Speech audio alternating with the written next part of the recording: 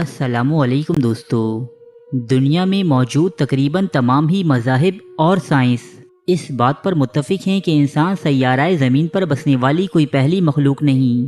بلکہ اس سے قبل بھی دنیا میں الگ الگ ساخت رکھنے والی بہت سی مخلوقات موجود تھیں، جنہوں نے کئی ہزار سالوں تک اس کرۂ ارض کو اپنا مسکن بنائے رکھا اور ان کی ہزاروں نسلیں یہاں پھلتی پھولتی رہیں۔ حضرت آدم علیہ السلام سے قبل دنیا میں آباد جنات کے بارے میں تو ہم سبھی جانتے ہیں کہ آگ سے بنی یہ قوم اس تمام جہان میں پھیلی ہوئی تھی، لیکن جب یہ لوگ اپنے خالق و مالک کی سرکشی کے مرتکب ہوئے تب فرشتوں نے اللہ کے حکم سے ان کے خلاف جنگ لڑی اور انہیں مختلف جزیروں میں منتشر کر دیا۔ البتہ ہمارا آج کا موضوع گفتگو قوم جنات نہیں، بلکہ آج ہم بات کریں گے جنات سے بھی پہلے اس دنیا میں آباد اقوام کی، کہ وہ کون تھی، ان کے نام کیا تھے، ان کی تعداد کتنی تھی اور اب وہ کہاں آباد ہیں۔ تو چلیے شروعات کرتے ہیں اس حیرت انگیز اور معلوماتی ویڈیو کی۔ اسلامی محققین اور مفسرین اپنی تحریر کردہ تفاسیر اور دیگر کتابوں میں حضرت آدم علیہ السلام اور جنات سے قبل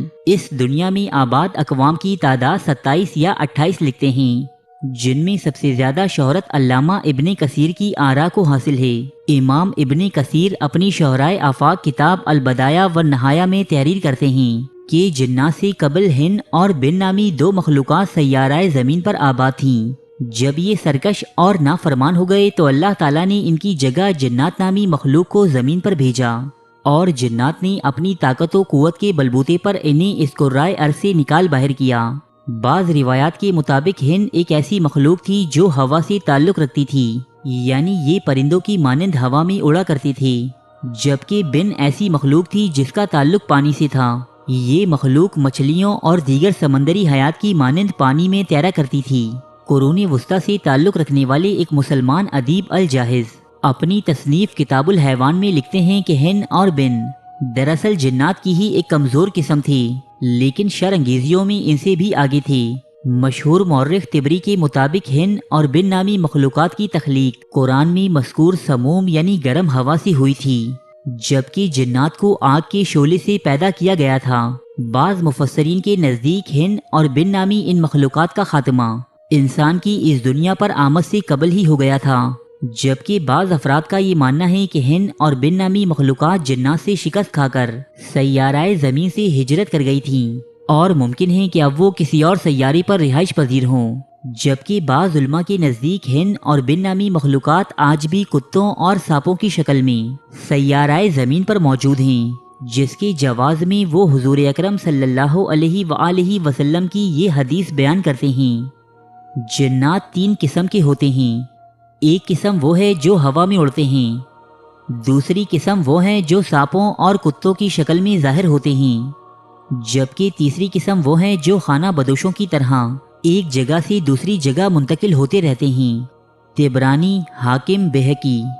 علامہ شہاب الدین الاشبیہی اپنی کتاب المستطرف میں لکھتے ہیں کہ انسان اور جنات سے قبل اس دنیا میں 28 قسم کی مخلوقات آباد تھیں۔ ان میں سے کچھ پروں والی مخلوقات تھیں جن کی زبان بانسری کی مانند تھی، بعض مخلوقات دو جسموں اور بعض دو سروں کی مالک تھیں، کچھ انسان جیسے تھے لیکن ان کی کئی ٹانگیں تھیں، کچھ کے ناخن خنجروں کی طرح تھے اور ان کے لمبے لمبے کان بھی ہوا کرتے۔ علامہ مسعودی اپنی تحریر میں لکھتے ہیں کہ حضرت آدم علیہ السلام سے قبل اس دنیا میں 28 مخلوقات آباد تھیں، لیکن باہم شادیوں کے نتیجے میں یہ مزید 120 انواع میں تقسیم ہو گئے تھے، اور سب سے آخر میں انسان کو پیدا کیا گیا،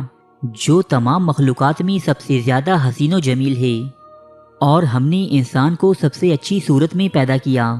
سورہ 3 آیت نمبر 4۔ ان سابقہ مخلوقات میں سے بعض کے نشانات ملتے رہتے ہیں، جنہیں سائنسدان ڈائناسورز یا دیگر دوسری انواع کا نام دیتے ہیں، جبکہ بعض کے نشانات سمندر کی اتھاہ گہرائیوں میں پوشیدہ ہیں۔ بعض مورخین کے نزدیک یاجوج اور ماجوج نامی قومیں بھی انہی سابقہ مخلوقات میں سے دو قومیں ہیں، جو اب تک ذوالقرنین نامی بادشاہ کی بنائی دیوار کے پیچھے قید ہیں، اور اللہ کے حکم سے ایک نہ ایک دن اس دنیا میں خروج کریں گی اور یہاں تباہی پھیلائیں گی۔